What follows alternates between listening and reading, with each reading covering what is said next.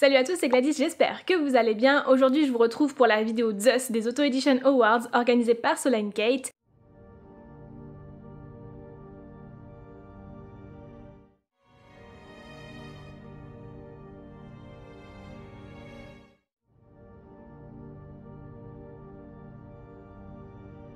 C'est la dernière vidéo des Auto Edition Awards, donc je vous invite à aller voir toute la série qu'on a faite à ce sujet-là dans le petit i, je crois que c'est de ce côté-ci. Ici, je vais vous présenter des livres auto-édités que j'ai jugés grâce à un barème de critères suite à la lecture de ces derniers. Et j'avais envie de faire un petit aparté avant de commencer vraiment à rentrer dans le vif du sujet et à vous présenter les livres. Je voulais tout d'abord vous préciser que ce sont des livres que je n'ai pas choisis de moi-même. Les auteurs ont eux-mêmes choisi de participer ou non aux Auto Edition Awards et quand ils ont voulu y participer, ils ont aussi demandé dans quelle catégorie ils voulaient participer sans pour autant savoir qui était membre du jury, et forcément certains livres que j'ai reçus à lire ne me correspondaient pas à 100%, voire même parfois pas du tout, parce qu'ils ne correspondaient pas au genre de lecture que je fais tout simplement. Donc j'ai essayé d'être le plus objectif possible, mais forcément parfois mes goûts rentrent en compte, c'est logique, la lecture reste quelque chose de subjectif après tout. Donc j'espère juste ne blesser personne dans cette vidéo. Sachez que si je n'ai pas aimé votre roman, ça ne veut pas dire qu'il est nul et qu'il ne plaira à personne, bien au contraire, je pense que chaque livre peut trouver son lectorat, mais c'est pas parce que moi ça ne me correspond pas que ce livre n'est pas fait pour moi. Voilà, je voulais juste faire un petit aparté là-dessus et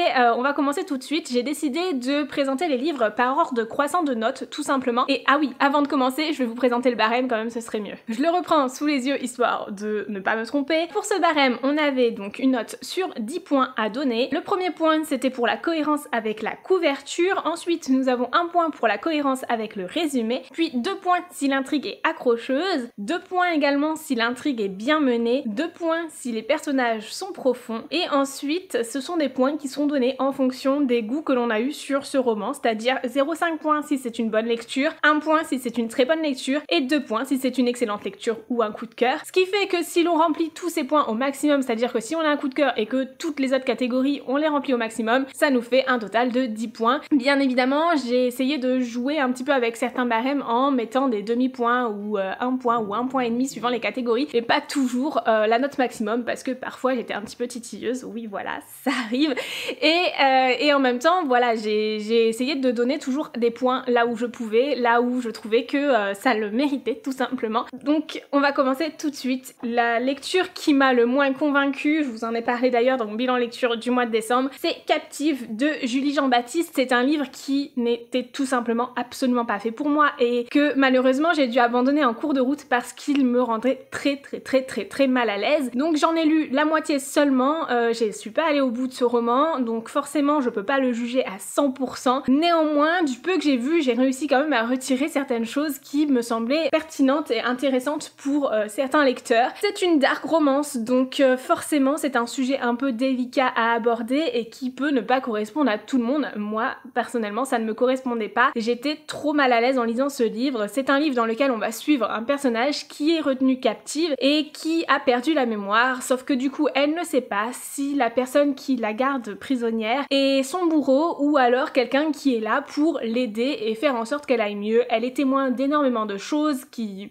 voilà, sont très mauvaises et pourtant elle ne réagit pas. Alors je peux comprendre qu'elle ait perdu la mémoire, mais ça m'a un petit peu frustrée qu'elle ne réagisse pas du tout. Néanmoins voilà, comme je vous l'ai dit, je n'ai lu que la moitié du roman. Si ça se trouve les choses changent complètement du tout au tout dans la deuxième partie, je n'en sais rien. Peut-être bien que ce livre vous conviendra, mais ça ne l'a pas fait pour moi. Et pour toutes ces raisons, j'ai donné une note de 2,5 sur 10 à ce roman. Le deuxième livre que j'ai à vous présenter, c'est Celle qui charmait les sirènes de Leila et Edith. C'est une romance lesbienne qui se passe en plein été en Grèce. Le paysage est juste somptueux. On va y suivre Ariane qui, pour un voyage professionnel, va se rendre sur le yacht de la chef de l'entreprise dans laquelle elle travaille. Et puis, petit à petit, au cours de cette semaine de travail, elles vont se rapprocher l'une et l'autre. Malheureusement, il y a des choses auxquelles je n'ai pas du tout accroché, j'ai trouvé que c'était un petit peu trop cliché et la romance en fait entre Ariane et sa boss n'est absolument pas crédible. En fait, elles se rapprochent beaucoup trop vite l'une de l'autre, je trouve. C'est parce que je lis beaucoup de romances et je suis très titilleuse là-dessus. Néanmoins, voilà, j'ai trouvé que le paysage était juste somptueux et pour toutes ces raisons, ça m'a amené à donner une note globale de 3 sur 10 à ce roman. Le troisième livre que j'ai lu, c'est La prophétie de la comète de William Ward. C'est un livre de fantasy peuplé à la fois d'humains, de nains et d'elfes qui, après des des années et des années à avoir fait la guerre, sont dans une phase de paix vraiment très fragile et on va y suivre Darius comme protagoniste, qui est un protagoniste bien particulier qui, dès sa naissance, a un destin tout tracé pour essayer justement de sauver ses peuples et faire en sorte que tout le monde s'entende comme il faut. Sauf que c'est une histoire à laquelle j'ai eu beaucoup de mal à accrocher sur certains points. C'est une histoire qui est assez dense, assez complexe à suivre. Personnellement, ça ne me correspondait pas vraiment au moment auquel je l'ai lu. Peut-être qu'en le lisant à un autre moment, ça m'aurait plus correspondu, je ne sais pas. J'aime beaucoup la fantasy, mais en même temps, j'ai trouvé que ici, c'était peut-être un peu plus poussé, un peu trop poussé par rapport à ce que j'apprécie lire en temps normal. C'est vrai que je suis pas trop fan de la high fantasy et c'est peut-être aussi pour ça, c'était un chouïa trop compliqué à suivre pour moi. J'ai trouvé que c'était long. C'est très long. L'auteur travaille beaucoup sur les descriptions, on a vraiment des descriptions à rallonge qui nous expliquent bien précisément comment les choses se passent, dans quel lieu ça se passe et tout ça. Vraiment, c'est super bien fait, mais c'était trop long pour moi pour me maintenir en haleine et captiver jusqu'au bout. En plus de ça, il y a une petite touche de romance, mais elle est beaucoup trop soudaine et beaucoup trop coup de foudre à mon goût. Et forcément, c'est pas l'intrigue principale de cette histoire, mais forcément, quand il y a une romance dans l'histoire, je tique tout de suite si ça me correspond ou pas. Écoutez, hein, c'est mon ticker, hein, voilà, c'est comme ça. Je tique toujours sur ces choses-là, mais voilà, je suis convaincue que c'est un livre qui pourrait vraiment vous correspondre si vous aimez la high fantasy. Donc n'hésitez vraiment pas à foncer si vous aimez tout ce qui est Game of Thrones ou The Witcher, peut-être que ça pourrait vraiment vous plaire. Moi personnellement, déjà même The Witcher, j'ai du mal à suivre la série. Donc voilà, vous comprenez peut-être pourquoi j'ai eu du mal à suivre ce roman et tout ça m'a amené à donner une note de 3,5 sur 10. Suite à ça, j'ai lu Camping Dating Wedding de Roxane Loren. C'est un livre dans lequel on va suivre plusieurs protagonistes qui vont partir pour une semaine, je crois, fêter l'enterrement de Vinjot Fille de leur meilleure amie qui va bientôt se marier, mais avec un personnage vraiment toxique. Et forcément, toutes ces meilleures amies vont essayer de faire en sorte de lui ouvrir les yeux parce que pour elles, c'est un peu le dernier moment possible pour ouvrir les yeux à leur amie et faire en sorte qu'elle n'épouse pas cet homme toxique qui va vraiment la brider toute sa vie et la rendre malheureuse. Et du coup, l'ambiance de cet enterrement de vie de jeune fille et de ce voyage entre copines est un petit peu particulière parce que forcément quand tu essayes d'ouvrir les yeux sur ta copine qui va se marier en lui faisant bien comprendre que son mec n'a rien à faire là et qu'il est pas pour elle, c'est vraiment particulier. Tout au long de ce roman, on y suit les points de vue des différentes protagonistes, donc on a chaque partie qui correspond à une des copines pour finir par la future mariée. Et vraiment j'ai trouvé ça super bien fait dans le sens où ça nous permet vraiment de nous attacher aux différentes protagonistes. Néanmoins, je suis restée très à distance de ce roman, j'ai eu beaucoup de mal à m'attacher aux personnages. J'ai trouvé que en fait ces copines étaient vraiment là aussi pour se trouver des mecs elles-mêmes et pas pour vraiment aider leur amie. Et du coup ça m'embêtait beaucoup parce que j'avais l'impression que chacune essayait de vivre sa vie dans son coin sans pour autant être là avec une cohésion de groupe et une cohésion entre meilleures amies, ce que j'aurais vraiment attendu dans ce roman, qui m'a amené à donner une note de 4 sur 10 à ce roman. Suite à ça, j'ai lu Eyama, donc le premier tome des Gardiens des Mondes de Mathilde Treisson, et franchement j'ai trop bien aimé ce roman, c'était vraiment chouette. Ici on y suit Amy qui pour toujours a été formée en fait pour devenir gardienne des mondes et partir sur d'autres planètes, et du jour au lendemain elle se retrouve assignée à une mission, devoir aller sur la planète d'Eyama, y chercher un prisonnier et un objet perdu. Elle a une semaine pour récupérer tout ça, finir sa mission et revenir sur sa planète d'origine. Amy va donc partir dans un grand périple et franchement j'ai adoré cette histoire, franchement c'était trop chouette, j'ai adoré l'aventure d'Amy, j'ai adoré découvrir la planète d'Eyama, et en même temps il y a des choses qui m'ont un petit peu moins plu. Encore une fois, la romance, mais vous allez vous dire mais Gladys t'adores la romance, mais à chaque fois quand il y a un truc qui te plaît pas, c'est la romance. Écoutez, je suis trop exigeante peut-être sur ce point-là, je ne sais pas, c'est que j'en lis beaucoup et j'ai trouvé que là elle était trop soudaine, elle manquait de crédibilité et c'était dommage parce que pour moi en fait même sans la romance, ce roman aurait été génial, voire même encore mieux. J'ai vraiment adoré cette histoire et donc en remplissant la grille de critères, j'ai donné une note moyenne de 5 sur 10 à ce roman. Le 6e livre que j'ai à vous présenter, c'est Les Serpents de Passe-Muraille de Héloïse Michael. C'est une fantaisie hyper originale dans laquelle on suit une histoire qui se passe dans un royaume régi par 2 rois au moment d'une passation de pouvoir qui ne se passe vraiment pas comme prévu, puisque forcément ça attise beaucoup de complots, de trahisons, de scandales et tout ce que vous voulez, et j'ai trouvé ça super bien fait, hyper original, très addictif. Franchement j'ai adoré ma lecture et je lui ai mis une note de 5,5 sur 10. Le 7e livre que j'ai à vous présenter, c'est Nos Sens Interdits de Estelle Evry, qui est un livre vers lequel je partais avec un petit peu d'a priori, puisqu'ici on y suit Julia qui, suite au décès de sa sœur, se rapproche de son beau-frère qui lui fait une proposition assez indécente adolescente qui est de devenir la mère porteuse de leurs embryons fécondés. Oui, son beau-frère et sa sœur essayaient depuis toujours d'avoir des enfants, mais forcément sa sœur est décédée juste avant que ça arrive et Julia va se rapprocher de son beau-frère Connor petit à petit jusqu'à ressentir des sentiments complètement interdits entre eux. Et forcément, c'est quelque chose qui, moi, me mettait un petit peu mal à l'aise au départ. Je me suis dit, dans quoi je vais m'embarquer? C'est quelque chose qui, moralement, ne me correspond pas vraiment. Et en fin de compte, j'ai trouvé que c'était hyper bien amené par l'autrice et les personnages développent vraiment leurs sentiments progressivement. On est loin d'une romance bâclée et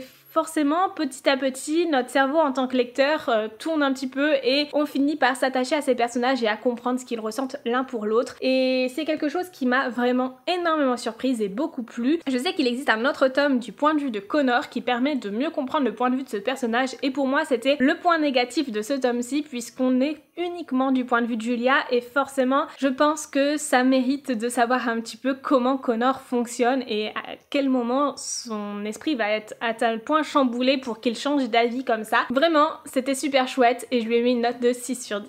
Le 8e livre que je vous présente aujourd'hui, c'est Le Secret du Faucon, le premier tome de A.D. Martel et je l'ai principalement écouté en livre audio finalement. J'en ai lu un petit peu en papier mais en fait le livre audio est juste trop bien fait et j'avais besoin de vous en parler et j'avais envie de le tester aussi parce que pour moi c'est assez important et ça fait partie aussi de l'expérience de lecture de juger les différents types de supports et franchement le livre audio quoi est juste trop bien et c'est assez rare d'avoir des livres audio sur des livres auto-édités pour le souligner donc foncez, moi je l'ai écouté sur Audible et si jamais ça vous intéresse allez-y parce que l'histoire est trop bien. Dans cette histoire on y suit Cyrielle qui vit dans un couvent qui du jour au lendemain voit son couvent complètement attaqué et dévasté par des pillards et donc du jour au lendemain elle se retrouve à devoir fuir pour retourner dans le château de son enfance auprès de son oncle le comte de Montfaucon. Cyrielle retourne donc à Montfaucon au moment de la passation de pouvoir, elle va y découvrir beaucoup de choses, vraiment des choses qui vont à la fois lui faire se poser des questions sur le passé, sur le présent et surtout sur le futur et franchement j'ai trouvé ça super chouette, super bien fait, Cyrielle est hyper curieuse et j'ai trouvé qu'elle était très attachante sur de nombreux points. En plus de ça,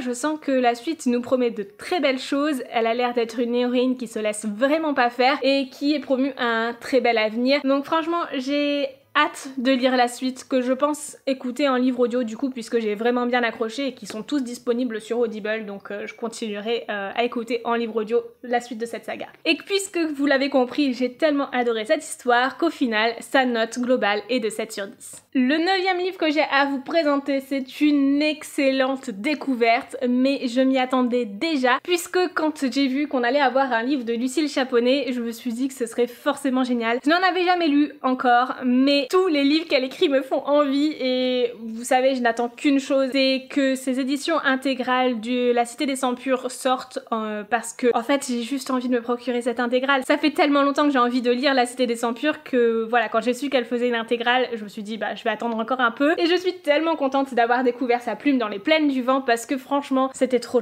chouette, c'était hyper addictif, très juste, vraiment super bien fait, à la fois original et poignant, enfin vraiment tout ce que je recherchais. J'ai adoré cette histoire et si vous le voyez ici il y a du vernis sélectif sur le roman, je fais une petite aparté là-dessus parce que si vous le commandez sur Amazon vous aurez une couverture complètement glacée alors que si vous le commandez sur son site personnel vous aurez ce livre mat avec du vernis sélectif à certains endroits. Donc tout dépend de ce que vous recherchez mais faites attention, la plupart de ces livres auto-édités sont disponibles sur Amazon, certains auteurs ont des sites et sur leur site parfois on a des éditions un petit peu particulières en plus. Bref, je vais vous parler des plaines du vent, c'était juste trop bien. Ici l'histoire est une fantaisie orientale qui se passe en plein désert dans lequel il existe des safas qui sont des genres de chevaux élémentaires qui ont des pouvoirs bien particuliers et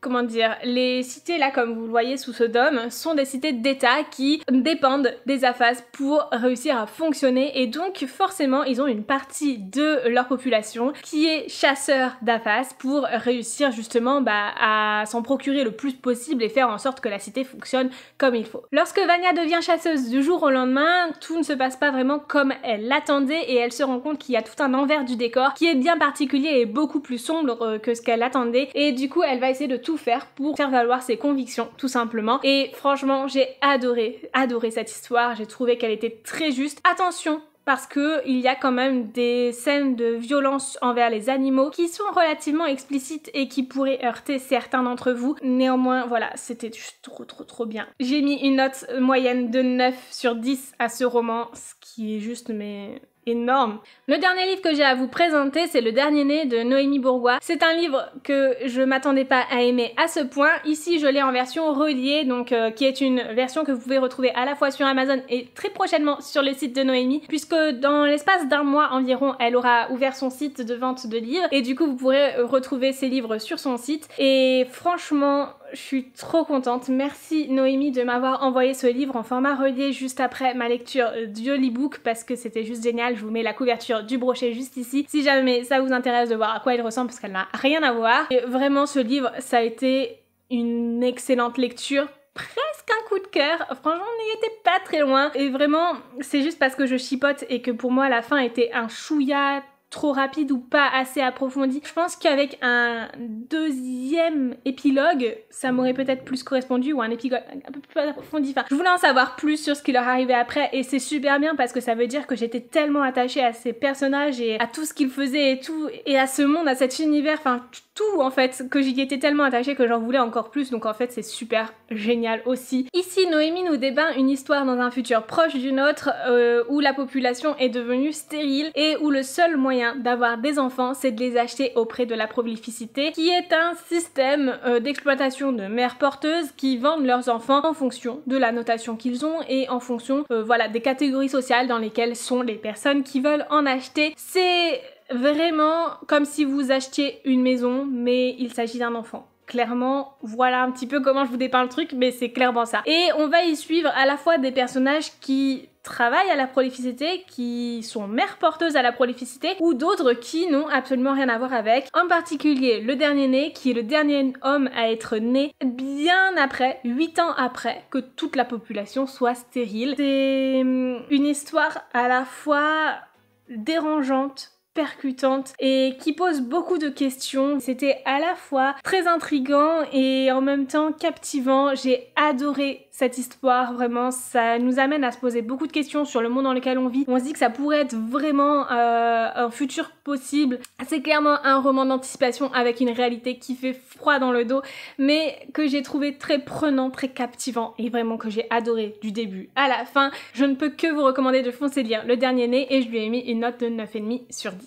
Je suis vraiment trop contente d'avoir pu découvrir de telles pépites dans le cadre des Auto Edition Awards, que ce soit ici dans la catégorie Zeus ou dans les catégories Athéna ou Aphrodite, puisque vraiment il y a certains livres qui m'ont tapé dans l'œil aussi dans les autres catégories. C'était super chouette. Je remercie grandement Solène pour cette organisation des Auto Edition Awards et je remercie aussi tous les auteurs qui ont participé et qui ont permis de faire connaître un peu plus leur roman d'une manière ou d'une autre. Il y a un prix également du public à remporter à la clé et pour cela il faut remplir le formulaire dans la description. Je vous invite vraiment à voter pour tous les livres qui vous feront envie et ceux qui voilà vous ont un petit peu tapé dans l'œil et vraiment ce serait juste trop beau de pouvoir permettre à l'un de ces auteurs de remporter ce prix puisqu'il s'agit d'une couverture par un illustrateur dont je ne sais plus le nom, mais en tout cas vraiment c'est un super prix pour un auteur auto-édité. Sur ce, je vous souhaite de très belles lectures, j'espère que vous avez fait de jolies découvertes avec cette vidéo. N'hésitez pas à aller voir les vidéos de Soli et Abby également à ce sujet, et puis il y a toujours la playlist avec toutes les vidéos des Auto Edition Awards si jamais vous voulez revoir les premières vidéos que vous n'avez pas encore vues. Sur ce, je vous fais de très gros bisous et je vous dis à très bientôt dans une nouvelle vidéo.